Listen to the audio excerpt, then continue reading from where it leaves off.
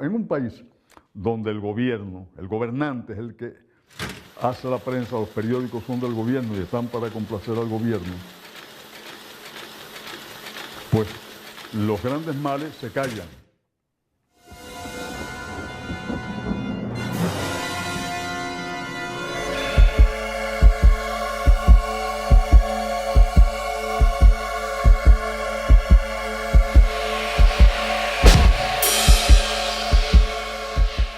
Alcide era un hombre que abrazó la idea de la revolución con mucho entusiasmo.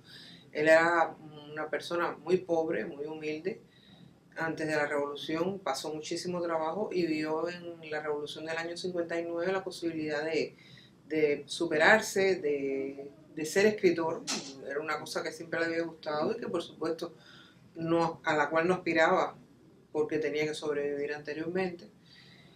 Pero en el transcurso de ese entusiasmo inicial empezó a contrastar algunas cosas y el punto de inflexión realmente llega en el año 68. Mi primera decepción fue en el año 68, cuando los tanques soviéticos entran en Praga.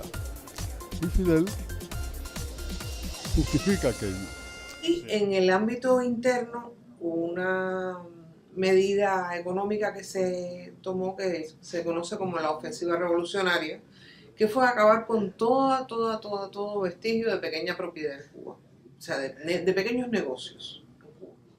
Esos dos elementos, por supuesto, ya le hicieron tomar una distancia de todo lo que estaba pasando y analizarlo ya todo no acríticamente, sino con una perspectiva ya más profunda. El personaje principal masculino es un cubano que va a Cuba durante los sucesos del abril del 61 con la Brigada 2506. Y una de las cosas fundamentales que él ha querido dejar en la novela es que para los cubanos que no, o los cubanos dentro de Cuba, siempre se les ha dicho a la brigada mercenaria, y se ha hablado de los mercenarios que fueron a Girón. Pero no era un ejército extraño pagado para ir a un lugar extraño también, sino que eran cubanos interesados lo que estaba pasando dentro de su país, en cambiar el orden de las cosas en el país. Por tanto, no aplicaba el concepto ese de mercenario. Esa era una de las cosas que él quería cambiar el punto de vista, sobre todo para los cubanos de adentro, ¿no? Alcide reescribió la novela varias veces, porque él hizo el original es del año 65, después al final de los 80 lo volvió a tomar y lo dejó por ahí, y finalmente el año pasado, ya enfermo, quiso dejar eso como una especie de testimonio de su obra, o sea, de su manera de pensar, de su punto de vista sobre la historia de Cuba. El Miami actual me tocó a mí. Fue muy simpático porque yo tenía un mapa de papel, pero un mapa bastante completo sobre la ciudad. Y con el mapa fuimos ubicando determinados lugares para darle contexto a la parte americana, ¿no? Porque la parte cubana la parte habanera estaba muy bien contada, como corresponde a una persona que vive y conoce el lugar. En cambio, la trama que sucede casi todo en Miami carecía de ese nivel de detalle que le quitaba credibilidad. Y entonces, primero con el mapa, después con internet, y después cuando yo estuve acá, me reuní con personas de la brigada, me reuní con personas de la primera emigración aquella, porque la novela sucede en el año 60 y 61 temprano. Yo decía, esta novela necesita ser leída por los cubanos.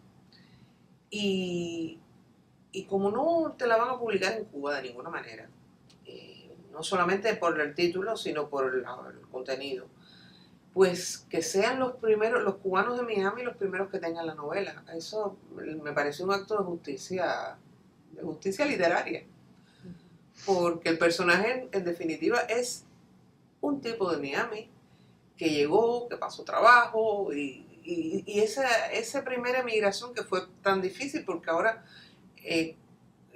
Cuba tiene armado una infraestructura familiar y de instituciones acá que ayudan mucho cuando uno llega, pero en este momento no había nadie, al contrario. Y yo creo que ese es un homenaje merecido a esa primera emigración que sentó los cimientos de lo que es Miami hoy. Exhorto a los lectores, ya la novela está, ya la novela no es de Alcides, ya la novela ni siquiera es de la editora que fui yo, ni siquiera es de Marlene, que la sufrió todos mis correos y mis cosas para darle vida al proyecto. Lo que léanla con cariño, léanla con interés y aprendan un poco, critíquenla, todo eso. Ya la novela parió. Muchas gracias.